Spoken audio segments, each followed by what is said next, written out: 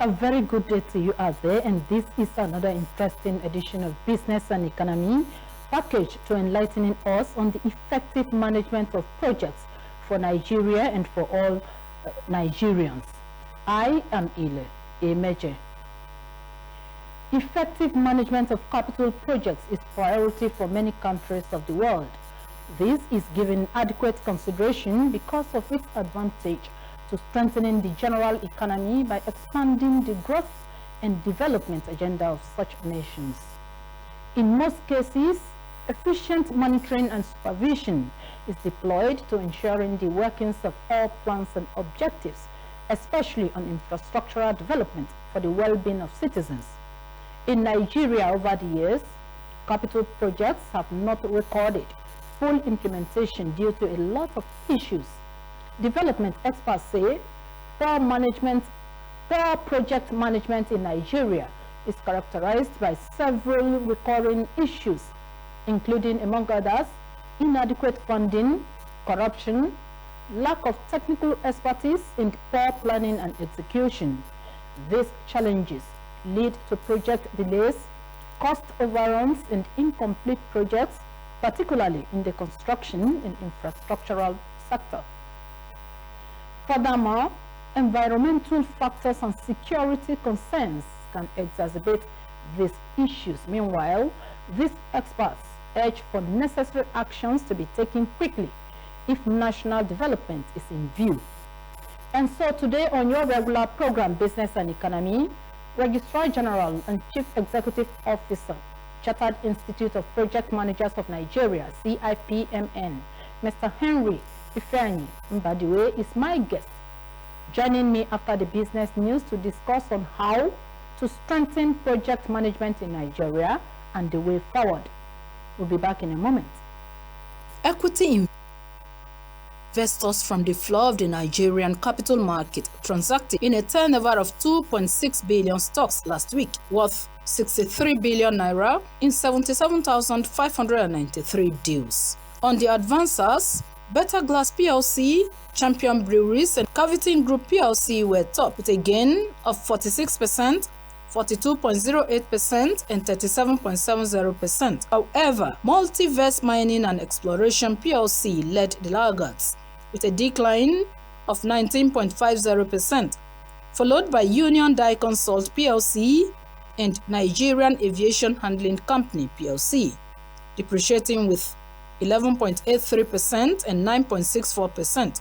In volume terms, the financial services industry dominated the general activity level with 1.5 billion stocks, while the service index and consumer goods index contributed 286 million stocks and 202 million stocks in that order. During the week, All-Share index and market capitalization of listed equities improved by 0.48% to close at 109,710 units and 68.9 trillion naira. Meanwhile, the Naira exchange on the I&E window for 1,630 naira to the dollar, 2,138 naira to the pound sterling, and 1,811 naira to the euro.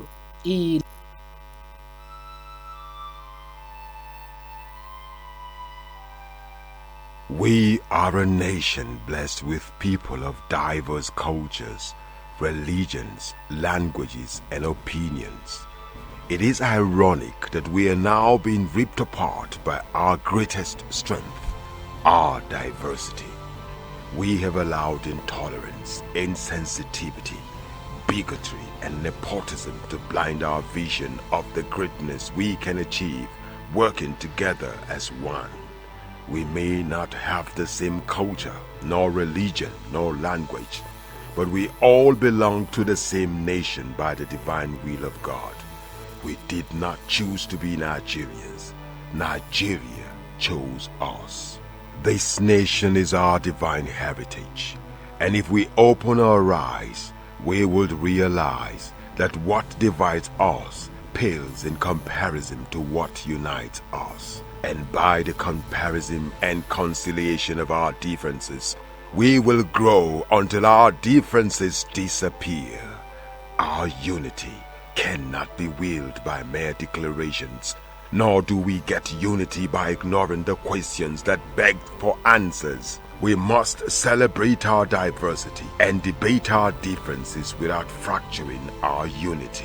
Our strength is not in our numbers, but in our unity, because even the weak become strong when united. Nigeria unite. This message is brought to you by Abuja Broadcasting Corporation, owners and operators of ASO Radio 93.5 FM Abuja, ASO Television DSTV Channel 392, Star Times Terrestrial Channel 127, Free TV Channel 507, People's TV. So glad to have you join us in this interesting edition of your regular program, Business and Economy, and our guest, the Registrar General and Chief Executive Officer of the Chartered Institute of Project Managers of Nigeria, CIPMN, Mr. Henry Ifeanyi Mbadiwe, is my guest, is our guest, is all our guests on this program, and he's here. He's taking a look at effective project management in Nigeria. Mr. Mbadiwe, you are welcome to the program. Thank you. Thank you very much. All right. Nigeria is celebrating 2 years in office of President Bola Ahmed Tinubu administration. And now the question to ask is, what in your opinion has President Bola Ahmed done to impact Nigeria positively in these 2 years? And how do you think Nigerians have fared during the period? These first 2 years has been difficult. Obviously it's been very difficult, not just for Nigerians, but obviously for also the presidency. Nigeria is a very, very big vessel, and steering this vessel in the right direction is not always a very easy thing to do. In the first 2 years, call this a grand setting activity. I think Mr. President have had the very difficult task of trying to understand what's happening in the country, stabilize the country, and then build a plan in which to move it to a specific direction. It's not a very easy thing. So people expect you come in one day, and by the next day everything should just change. But when you look at the example, the analogy I gave about a big ship, you don't steer a big ship just that quickly. If it's a small flying boat now, you can easily just maneuver it and move around. But Nigeria is a huge ship, and I think this first 2 years has been, in my view, sort of a ground setting event. Understanding the country, putting together policies, looking at what works, what doesn't work, making adjustments. I mean, we've seen him make adjustments in the cabinet. And there are certain conversations that there might also be further adjustments to be made. But at the end of the day, what I believe Mr. President is trying to do is to set Nigeria on a path that is self-sustaining, that would now begin, to see those dividends of these changes begin to filter down to Nigeria. It's not a very easy thing to do in the first 2 years. So I think, while a lot of people might think it's easy to do, if it were me, I would do this and I would do that. But I don't think it's that easy to do. I think in the first 2 years we've seen policy directions that seem to be making positive changes to the Nigerian people. So I think in general, we should continue to watch, see, and have the hope that as time goes on, Nigeria will begin to turn a tide. A lot of people have exercised, their decision or opinion on the fact that there's this belief that before vying for the position of the presidency of a great nation like Nigeria or any nation of the world, you must have studied the environment, the country, the economy, and anything that has to do with governance. And many people are having this feeling that before you come up as the president of a country, you must have gone through the problems that the country has, and so they will expect you to hit the ground running. So what is your advice to such people? As a project manager, and Nigeria is a project, you can do a lot of planning from outside. But until you are right inside, you would begin to see that, these plans that I've made needs to be adjusted. The whole idea of being a project manager is to be able to control the projects, which means you do a lot of planning, not even from outside. Like, for example, there's no planning that he must have done from outside, in my opinion, that can compare to the actual effects of what he starts doing on the first day he got in. That is why we are saying this is his first 2 years in office, not the first 3 or 4 years. So he's not been planning for a year before he got in, because anything you want to do there is just, you know, you can't be sure. So from when he got in, any good project manager should really plan first. You don't just, you know, that's what we normally get, you know, on the Nigerian, you know, Nigerian settings. You mobilize a contractor, the next thing the contractor goes to site, you are seeing tractors digging the ground and doing all that, and proper planning has not been done. The time it takes to plan, the time it takes to prepare is even more crucial than the time it takes to deliver.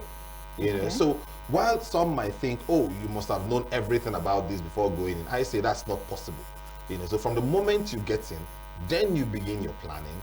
And then as you plan and execute, you now need to control. So things are going to go in different shapes that you haven't planned for. Risks will come in, changes will come in. You have to mitigate these risks and changes as you continue to progress. It's not the easiest thing to do, you know. And while a lot of people might think from outside that it's easy, I can tell you firsthand, even from a project management perspective, it is not easy to deliver a project where you have moving parts, moving interests. You're trying to harmonize all of that into getting it to a good destination and a good delivery. It is not that easy, despite what anyone would say. You are supposed, and mark my words, supposed. You are supposed to make mistakes. You are supposed to make changes. You are supposed to adjust and try to adapt. It's a necessary part of project delivery. And if this country is the project, and Mr. President is the project manager steering this country, believe me, there will be risks, there will be issues, and there will be changes. And those things can take time, those things can cost money, those things can cost a bit of deviation here and there. But as long as you're progressing generally towards that part of success, I would say you're okay. Okay, this will lead us to the next question on the concerns that many Nigerians have expressed over the years, not just in this administration. Over the years, you agree with me that the implementation of capital projects have been up and down. Yes. I can't remember when we fully, when it was recorded that this particular year the capital projects were fully implemented. What do you think has been the cause? What are the issues as a project manager? Thank God you refer to Nigeria as a project. Of course, Nigeria is a project. What do you think has been the issues with the inability of government to implement capital projects to at least 80–90%? Well, there are a few issues that I'm not privy to, you know. So for instance, if finances is an issue, I'm not privy to, you know, how much the country has and is able to spend on capital projects. We have a budget, we have an idea of how we intend to fund this budget, but at the end of the day, other reasons for why these budgets are not fully released or why these projects are not fully signed off. Sometimes they have capital projects, and at the end of the budget year, you know, they haven't gotten, you know, possibly maybe 15% of the actual amount, or 20, or you know. So those issues I'm not privy to. But one thing I can say is this: when it comes to delivering projects successfully in Nigeria or in any country in particular, what I would say is this: projects don't deliver themselves. Human beings deliver projects. These human beings need to have the right mentality, the right methodology, the right skill sets to be able to deliver this project. Poor planning has always been the bane of virtually any project in the face of this world. Poor planning. And it's something so simple. You know, you have individuals thinking, oh, we're going to do X, and we're going to do Y, and then we're going to do Z, and then at the end of the day we would have this. But these individuals hasn't planned this project in detail. So what you find is that the project starts, and then they're like, oh, we didn't take this into consideration. So now that stalls. Oh, we didn't take that into consideration, and that increases the costs. Okay, and before you know it, this project that we thought was going to cost us 1 million naira is now beginning to cost us 5 million naira. And then you're wondering, how come? And then I'll say, it's all down to poor planning. All right. And that is what project management is. People look at it as, you know, a certain skill set that is only meant for construction projects or some civil projects. No, project management spans across every sector of the economy. In every area of the economy, there are projects that needs to be delivered. Any country or any institution that is serious about what it's doing breaks down its strategies into projects. And it is in delivering those projects successfully do you deliver value for the people. Okay. And when we bring this down to Nigeria, Nigeria has series of projects in virtually every ministry in this country. Now, when you have inexperienced people delivering this project, this is when you begin to have problems.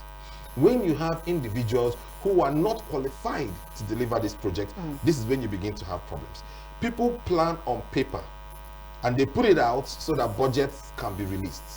But then once that begins to come out, you now see poor delivery, and then nobody's being held accountable. When the Minister of Works came in, of course, we saw a lot of work in the very first year. He was calling a lot of contractors out. He was having meetings with them. He was trying to realign issues. My guess would be that he has done a lot of realignment now, so we might not see a lot of that. But the point is, you need to ensure. It's not about saying, I want Julius Berger to do this, I want this company to do this. A lot of other projects that are being delivered in Nigeria, not by multinational companies. And these projects are going, undelivered, and nobody is taking consequences for it. So we have to understand that the professionals who deliver this project must be professionals indeed. That is why this country has decided to professionalize the field of project management. To ensure that you must be a professional in Nigeria before you lead a project. The law establishes CIPMN has made it very clear that you cannot deliver projects in Nigeria if you are not a licensed project management professional accredited by the Chartered Institute of Project Managers of Nigeria. One might ask, why is this important? It is important because you need to ensure that you can keep track of who is doing what, and there can be consequences for failure in delivery. We need to begin to streamline the individuals who are responsible for doing this, and when they get it wrong, we need to call them. Just like you have medical doctors or you have lawyers. If you mess it up, your license can be pulled. And that is a consequence. That is a consequence. CIPMN has been established by law, assented to by Mr. President, to regulate project management practices in Nigeria, to make regulations, to make laws regarding to project management practices in Nigeria, which means when as a project manager leading or delivering a project and you don't do that right, we can pull your license, and that can stop you from delivering further projects in this country.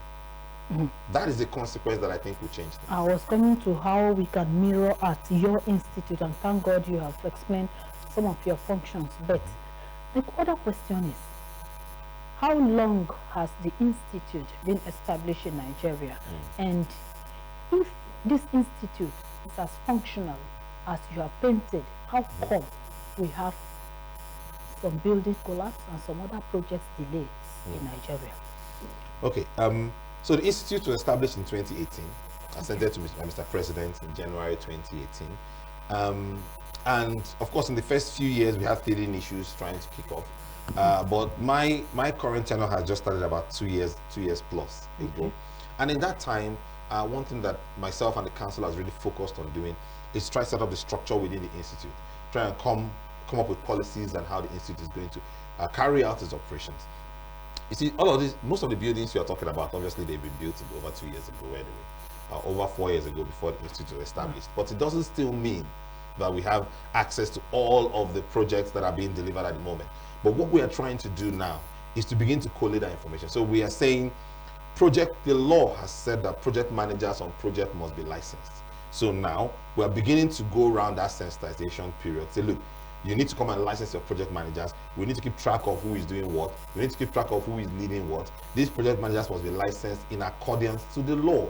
The issues that we have in Nigeria is that you have laws, and then you have to be able to enforce these laws. Enforcement. Yes. You need to be able to enforce these laws, and this is the area that we are paying special attention to. All right. Our supervising minister, all right, the Federal Ministry of Industry, Trade and Investments. All right. We are also going to be working with organizations like the Bureau for Public Procurement. We are going to make sure we're working with the Office of the Secretary of the Government of the Federation. We will be calling on all of these MDAs to make sure that they align with the institute's mandates. Okay. Because you cannot do this if you don't start from the top. Whether we like it or not, public sector projects must be delivered properly, must be delivered as a successful rate, because this is public sector money. And if this money belongs to Nigerians and you are committing them to projects, then it is responsibility of every sitting minister or every head of every parastatal in Nigeria to ensure that their organizations align with the mandate of CIPMN, to make sure that project managers are licensed and chartered, to make sure that these project managers can be tracked, and when they mess up, their licenses can be withdrawn. All right, and this goes across every sector of the economy. It is that important. But as time goes on, you would see that this sensitization effort will also move to the private sector, because we also have a mandate to make sure that we enforce the CIPMN Act on the private sector also, because the private sector delivers a lot of projects that make your life and my life easier. You know, imagine the bank messing up on a project and you're in the hospital trying to make payments for something, and then that service delivery goes down and you can't pay for crucial medical needs, and then, you know, God forbid, the worst happens. All right, so private sector also are bound by the same law that the public sector also bound by, which is the Establishment Act of the Chartered Institute of Project Managers of Nigeria. Because without enforcement must go on within the public and the private sector. It is people that deliver projects, and these people must be experienced and licensed. And when these people choose to do the wrong thing, they must be held accountable for their actions, and we must stop them from continuing on that path. For now, this is sensitization, trying to get people to understand that this law exists and to align with this law. Because when the time comes, when we go past this phase and we begin to do a lot of enforcement, which we have actually started doing right now, you will begin to see that will begin to hold people in contempt, and these people, the consequences will begin to show. When you say you are going to hold people in contempt, what will come to the minds of many Nigerians or those following the program is on the area of accountability and transparency, which has suffered in Nigeria over the years. We have people in position of, like you mentioned, ministers are to execute projects. The president is the manager, is the project manager, delegating powers and authority to other people to carry out their responsibility. But you will agree with me that over the years, I can recall in a situation where some persons were called to book or to face the law for their inability to execute projects as it were. So how will you react to this? So now the responsibility is on both sides. Okay. All right. Now, when we license a project manager, we expect that project manager to have the skill sets to deliver the projects. Okay. All right. Now, that skill set means that we have certified that this person is good to go, which is why we cannot risk to hand out licenses just like that. That's one. All right. Now, Federal Ministry of Industry, Trade and Investment, Supervising Ministry, Federal Ministry of Works, Housing, Federal Ministry of Finance, other agencies and parastatals would now need to align and commit to respecting that law. Now, when they do not respect the law, then there's a problem. All right, because the law that established CIPMN is the same law that established their ministries for the same country. So now they have to commit to obeying that law. Now, once they commit to obeying that law, it means that they will only have licensed professionals managing projects within their parastatals or within their ministries. Okay. Then we now have the responsibility of making sure that those we license are also professionals. Now, when something goes wrong, we now check. Has the ministry, departments or agencies engaged individuals or contractors or institutions who are not licensed? Okay. Now, if that is the issue, then the ministry or the minister or the permanent secretary should be held responsible for breaking the law in the first place, because nobody should be above it.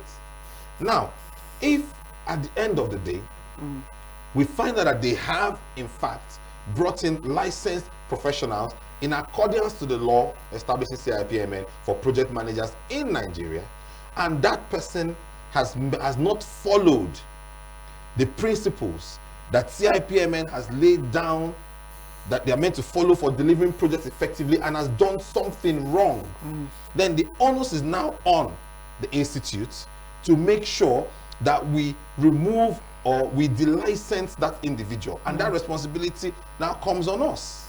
I said it's two parts. All right. So we now say, okay, we're going to pull your license and we're going to inform, you know, all the MDAs that they cannot deal with you because you have gone against XYZ, and because of that, this project has failed and this institution is responsible. We now pull your license and we now bear that responsibility of making sure that the individuals that are licensed by CIPMN adhere to those standards. See, look, I think a lot of the times people just talk, but then after talking they don't do. That is the problem. You know, and I understand this fact completely. And this is why I've made it very clear to my staff. This is not a CIPMN that will just talk and not do. When we see problems, once we publish matters, it will be how we have seen it. Thank God, Ministry of Works and Housing is not giving us money. We are not going to the Minister of Trade and Investment for money. We're not begging anybody for finances. No. You know, if we are not saying, oh, it's not a matter of he who pays the piper detects the tune. Yeah. No. CIPMN is not supposed to receive appropriation from anywhere. Okay. Which means we are independent. We have been independently set up to regulate this sector, so we can regulate it, and we can say, no, you've gotten it wrong. Very soon we're going to publish a report, and in that report we're going to be looking at different projects that have failed in Nigeria, and we're going to be calling out the ministries, we're going to be calling out departments and the agencies. We're going to be looking at the reasons why these projects have failed, and I can assure you many of them will be project managers who are not licensed or institutions who are not licensed to deliver projects in Nigeria. In fact, the law establishing CIPMN has made it clear that even if you are a foreign national who is in Nigeria looking to deliver projects in this country, you must be licensed by the Chartered Institute of Project Managers of Nigeria. It's the law. You have to be, because we need to know who you are and what you are doing. And if you mess up, we need to be able to punish you for that. And if you don't follow the standards, so it's not even about what, you know, your employer wants. As a professional, you must do what's right. We must see your plans. We must see how you've been able to mitigate for risks. We must see how you've been able to manage changes. We must see how you've been able to document, you know, this project, and we must see the steps you've taken to raise alarms if something starts progressing in the wrong way. You can't just waste people's money, make people's lives difficult, and there's no consequence to you. No, it's not possible. Okay.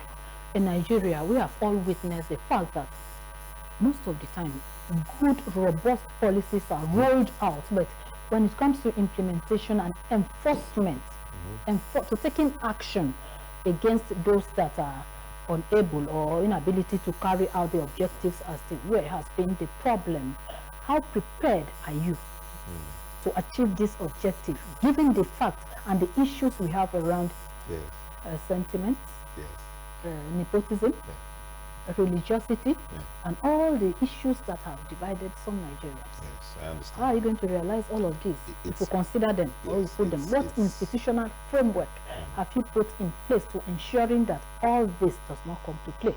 It's a very difficult thing to do. I'm not even going to say it's not. It is, you know. And I'll tell you something. When I first came into Nigeria to take up this position, you know, some people thought, oh, this guy has lived and worked in the UK and coming to Nigeria, he doesn't understand Nigeria, he's just going to mess up.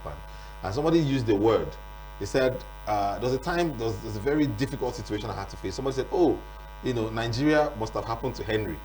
And I was a bit, I was like, what do you mean Nigeria happened? So basically the person was trying to say that, you know, I was going to meet some kind of a very difficult situation, and then that situation was going to destroy me. You know, and I can understand where they're coming from. You know, you're working in a place where I'm speaking to a chief executive or speaking to, you know, some, you know, contractor, and then they're saying, oh, somebody's doing the wrong thing, and then you're telling them this is wrong, and then they just pick up the phone and call somebody, and somebody from high up says no, let them do that thing. You know, so, and then what do you have to do about it?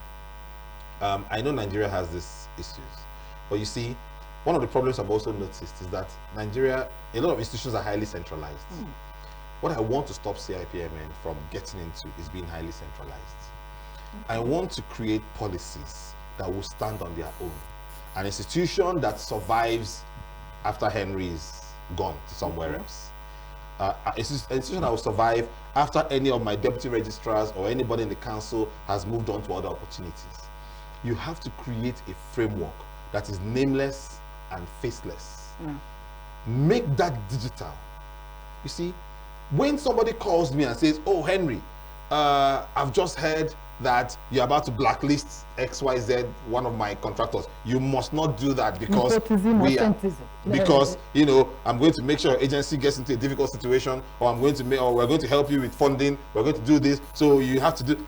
Now, what I agree, but what I'm trying to create is a situation that is driven by technology. Okay. So that at that point, even I would not be able to do anything. And I started out with our licensing process.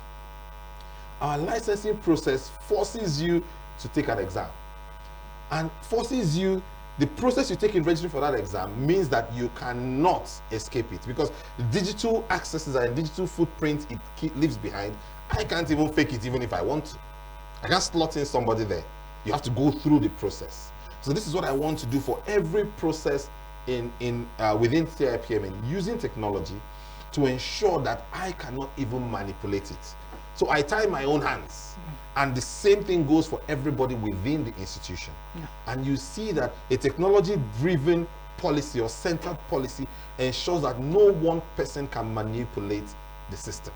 Okay, no one person can manipulate the system. And to take me to this question, we have recorded in the past where some foreigners will come to Nigeria to do and undo because of the powers that be, maybe the backing from the powers that be. So how are they cooperating with your ethics, especially when it has to do with registration, getting them to register with you before carrying out any project in Nigeria? Many people won't care. Let me just say that. A lot of foreign nationals won't care. Some of them have been delivering projects for years, and people have said, oh, you know, we've been delivering projects for a long time. You guys just came up 2 years ago. You know, is it that we don't know what we're doing? Why do we have to be regulated by you? But unfortunately, that's the law. That it started 2 years ago doesn't mean that they shouldn't really do their job. Should be done. All right, you should really make sure that you come register with this institution, and then begin to make sure that the way you operate, we can see who is doing what.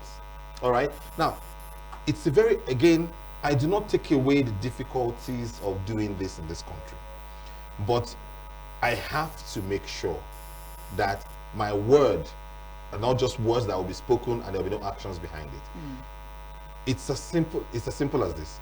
Foreign nationals who are in Nigeria delivering projects, it doesn't matter who brought you or where you came from. There is a law that everybody in Nigeria must adhere to, and that is that you must register and get licensed by CIPMN, which means we must be sure that the things you deliver follow proper project management practices. Okay. And if you get that wrong, we will tell Nigerians that you've gotten it wrong. We will go to the courts, and we will use the courts also. We would enforce our law using the courts and the law enforcement agencies in Nigeria, because you've broken the law. The law actually says that if you practice project management in Nigeria without being licensed, you have committed an offense. You've broken, and there are consequences for that offense in our act. So a judge does not have to think twice. Is this what the act says? Yes. Is it a law in Nigeria? Yes. Do you have it? No. It's very simple. It doesn't require conversation or arguments. Okay. So we would call you out, we would use the courts, we will go after that institution. Oh yes, if anybody in Nigeria says that, oh, we have gotten Henry, we have given the CIPMN some money and we can get everything, it's not possible. Come and tell us today. Because I will not collect, and I will make sure that I continue to pursue these individuals that want to break the law in Nigeria, that think that the money you give to them to deliver project is for them to use the way that they want to. We're going to come after them. I'm going to let Nigerians know about the institutions and these people. We're publishing a list this year. And once we publish that list, we're going to make sure that everybody sees that list. We're going to call out these companies. And if there are projects under any ministry, we're going to call out those projects. And those ministries that those projects are under would also be mentioned. Enough is enough where we think that we can just, you know, it doesn't matter. It matters. I think it matters. A welcome development. It matters because it's not something wrong. It's not bad. It is for the business. This is what foreign, all these countries we go to and enjoy ourselves. You see, people, they live in Nigeria, you face difficulties here, then you travel abroad, you enjoy all the beauties there. Yeah. And then you come back here and you want us to keep suffering. You know, one of the reasons why I was very keen on coming back to Nigeria is because I cannot sit back, you know, delivering multinational projects, you know, or multi-million pound projects for multinational companies, you know, in the UK, in the US, and then in Nigeria, we're here struggling. These principles and these processes are put together by human beings over there. Yeah. Most of them by us. Yeah. So we need to come back to our country and put these things in place. And it is not wrong that we want these things to go well. It is not wrong. It is not wrong. It is not. You know, so everybody should really come on board and let's ensure that we do things right. Yeah. How can that be a difficult thing to us? As easy as it's just about our mindset, so to say. And again, Mr. Henry, there are cases where projects that's supposed to be given and handled successfully by indigenous engineers are given to foreigners, thereby creating a gap, that is experience gap for Nigerian engineers. How would you react to this?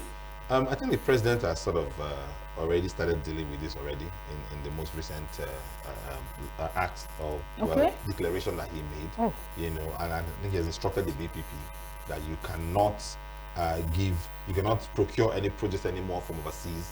It must be Nigeria first. You know, I think that's a very good policy. Yeah. But let's also be clear about something. That the Nigerian mentality is a problem. It's not across the entire country, but I've experienced it in certain places. Professionalism is something we should really take seriously. All right? And a lot of your indigenous companies in Nigeria should aim to be more professional. Skilled, kind of. yes. You know, the artisans in Nigeria should aim to be more skilled. All right? You have artisans in Nigeria that are not skilled. People that don't care. I've seen it. You know, I have lived in the United Kingdom, and you call somebody to come and do some plumbing work for you, and the person charges you £50 an hour, you know, £100 for 2-hour work, which is about 200,000 now, for something that he would do in the next maybe an hour or two. But the way that work will be done, the amount of things a carpenter brings to come and fix the doorknob in my house, I'm thinking, really? He would remove this, remove that, he will make this, he will clean that up again, he will even clean up the handles properly, he will do this and he will screw that. He has the right tool, and by the time he's done, I'm thinking, wow, that's amazing. You call a carpenter in Nigeria to do the same, he just comes with a hammer. Probably doesn't even have nails. You know, he tells you, oh, Oga, let me go and buy nail. And then he brings some nail and bam, bam, bam, and he goes, oh no, this nail is not the right one, it's a bigger one I need. And then he yanks it out, and then he goes, so you see, at the end of the day, you tell me we need to get to indigenous companies, which I agree, but we need to begin to ramp up the skill set in those companies. We need to ramp up the mindset in this. The president is trying to do a good thing, all right? But we must begin to ramp up the skill set. And do you know who is responsible? The organizations that are employing these individuals. I've worked for companies where I do trainings over and over again. You see people working for a particular institution, they don't even really do any serious training. People do trainings as if it's an event to announce. You know, oh, so and so agency is doing a 3-day course on blah blah blah. Why is it an event to announce? Why? You know, these are things you should have processes that take people through trainings every single time. To be honest, I'm getting frustrated. Training and retraining. And retraining, yes, I'm getting frustrated when people come together to launch a road.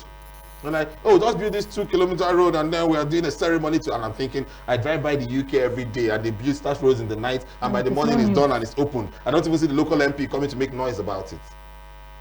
We need to do better. We need to do better.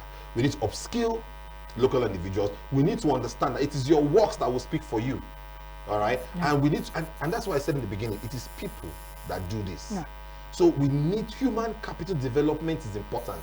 This is where CIPMN sits. We need to train up artisans. We need to train up individuals to have the skill sets that it takes to deliver an international work. But do CIPMN, do they train people? artisans, engineers? Do you have provision yes, for so such? our act stops at the point. Regulation? No, not just regulation, supervision, training. All right, but in project management, I will not train you how to be a carpenter. All right, so we're training you how to manage your work, how to plan your work. Now, what we need to now do is to collaborate with that agency to bring in the project management ideas and methodologies in the way that carpenter works, while we support them in thinking of the best way to enrich that person's specific skill as an electrician or as a carpenter or whatnot. Okay. But you find that on a larger scale, one of the reasons why projects fail is because the proper planning that should be done is not there. So I want to know, what are this level of the skill level we need to deliver this thing within 3 days? So we come up and we say, we want to deliver this in a month. Fine. But at what skill level should those engineers have? At what skill level should those carpenters have to be able to deliver this within 3 months? Because me and you both know, if I tell you to write 1 to 100, you can do it in 2 minutes. But if I tell a 2-year-old to write 1 to 100, they can do that in 2 days. Okay. So all that leads to why projects are being delayed. Okay. Because of our time, we can't go further. But before you go, what would be your advice to the government in supporting what you are doing to ensure that you realize your goals and objectives, and then your advice to the people, particularly engineers, on what or project managers in Nigeria in order to achieve the same goal for the benefits of all Nigerians? I'll answer that question in one. Yeah. You know, what I would say is simple. We need every area of Nigeria, from the presidency all the way to private sector, all NDAs. This law is out there. We need to support project management thinking in what we do. It will save us time. It will save us money. It will ensure that we upskill. It will be for the benefit of this nation. That is the value of it. We need to have, I know that we are busy. People are busy thinking of different things. People are dealing with this and dealing with that. But this project management thinking can save us time. There's a World Bank report that said that Nigeria has spent almost $4 billion in corrective works on projects. Corrective works. We have to save that money. Perhaps project management can do that. Let's work with CIPMN and let's ensure that we have licensed individuals for the sake of Nigeria. We must do it right. All right. Project management thinking will save us not just money, it will save us a lot of time, and Nigeria will begin to enjoy the dividends of democracy and the rest of them. That is the opinion of my guest, and with the advice, we have come to the end of today's program, and the guest we have been speaking with is the Registrar General and Chief Executive Officer, Chartered Institute of Project Managers of Nigeria, CIPMN, Mr. Henry Ifeanyi Mbadiwe. Mr. Mbadiwe, we want to thank you for honoring an invitation to be on today's edition of the program. I believe if we call you again, you will come. That's fine. Okay. Go start saying. All right. And to you out there, our esteemed audience, we sincerely appreciate you for staying with the program. I am Ile Emeja saying, enjoy the rest of our programming.